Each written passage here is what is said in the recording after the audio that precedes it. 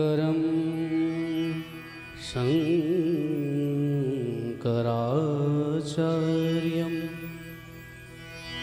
केशवं वादिरायणं सूत्रभाष्यकृतौ वन्दे भगवन्तौ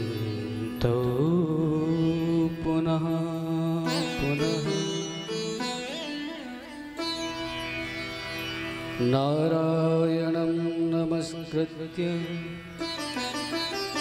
नरं चैव नरोत्तमं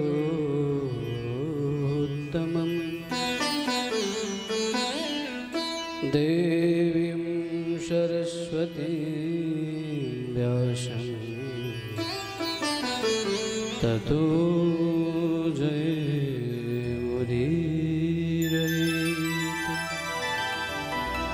श्री वृंदावन बिहारी लाल की जय हो। भागवत भगवान की जय हो। पूज्य व्यास जी महाराज की जय हो। जय जय श्री राधे।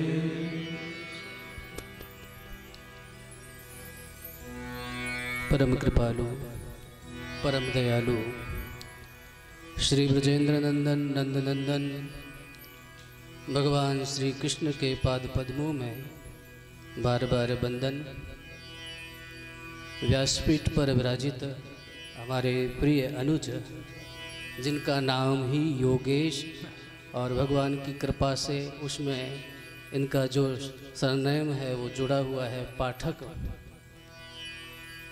श्रीमद् भगवद गीता में यत्र योगेश्वरः कृष्णो यत्र पार्थो धनुर्धरा और श्रीमद् भागवत में एकादश स्कंद में देवेश देव देवेश योगेश पुण्यश्रवण कीर्तना।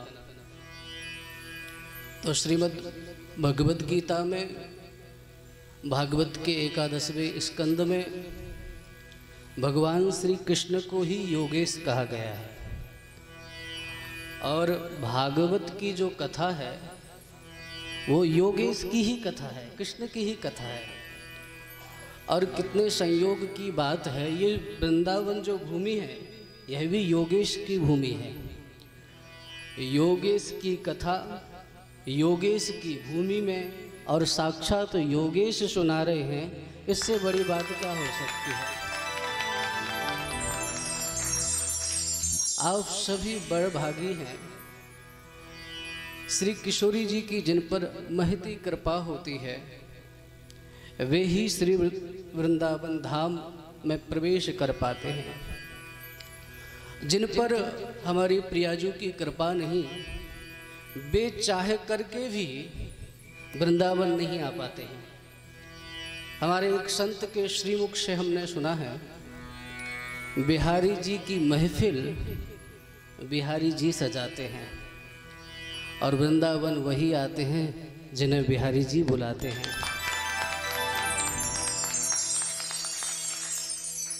जैसे माली किन पुष्पों का चयन करना है उसके लिए वो स्वतंत्र है। इस माला में कौन से पुष्प उसको गुम्फित करना है इसके लिए माली स्वतंत्र है। इसी तरह से जिस प्रकार से माली माला में पुष्पों का चयन करने के लिए स्वतंत्र है, इसी प्रकार से परमात्मा भी स्वतंत्र है कि उसको किसको चयन करना है, किसको वो अपनी ओर आकर्षित करना चाहता है। तो सच में आप ये मानना कि ये भक्ति की माला में, सत्संग की माला में वही पुष्प यहाँ दिखाई दे रहे हैं जिसका चयन बिहारी जी जैसे माली ने किया है। तो आप सबका चयन साक्षात श्री ठाकुर जी ने किया है और उनकी कृपा से ही आप व्रजधाम में, और ये व्रजधाम क्या है, यत्र प्रविष्टो शकलोपि जंतु आनंद सच्चिद घनतामुपैति, जहाँ प्रवेश करने मात्र से जीवात्मा सच्चिदानंद स्वरूप हो जाता है, जहाँ प्रवेश करने मात्र से व्यक्ति श्री किशोरी जी का कृपा पात्र हो जाता है। और ये साधन भूमि है, सो बात नहीं है, ये फल भूमि है। अन्यत्र जो जितने भी तीर्थ हैं आचार्य श्री, वे सब साधन भूमि हैं। और हमारी जो वृंदावन की भूमि है, स्कंद पुराणोक्त भागवत के महात्म्य में कहा गया है कि ये जो वृंदावन की भूमि है भैया, ये साधन भूमि नहीं है, ये वृंदावन की भूमि तो फल भूमि है। अर्थात जब अनेकानेक जन्मों के संचित पुण्यों का उदय होगा, तब किसी जीव को ब्रजवास का भाव बनेगा, तब किसी जीव को वृंदावन का वास मिलेगा। बिना श्री जी की कृपा के अल्प पुण्यश्च दुष्प्राप्यम पुरुषोत्तम पूजनम, जिनके अल्प पुण्य हैं उनको वृंदावन वास नहीं मिलता है। निश्चित रूप से जो भी यहाँ पर आए हैं उनके संचित पुण्यों का उदय हुआ है, तभी आप यहाँ बैठ करके साक्षात हमारे प्रिय अनुज, जो जिनका नाम यथा नाम तथा गुण के अनुसार, उनकी सुंदर वाणी में आप भागवत जी के सुंदर सुंदर उपाख्यानों का श्रवण कर रहे हैं। इसके साथ साथ ये भी प्रसन्नता की बात है कि आज गोवर्धन पूजा है, तो गिरिराज जी के 56 भोग में मैं अवरोध उत्पन्न नहीं करूंगा। श्री ठाकुर जी के भोग और सेवा होती है। हमारे यहाँ जो रसिक संप्रदाय के लोग हैं उनमें 2 सेवाएं होती हैं, भोग राग की सेवा।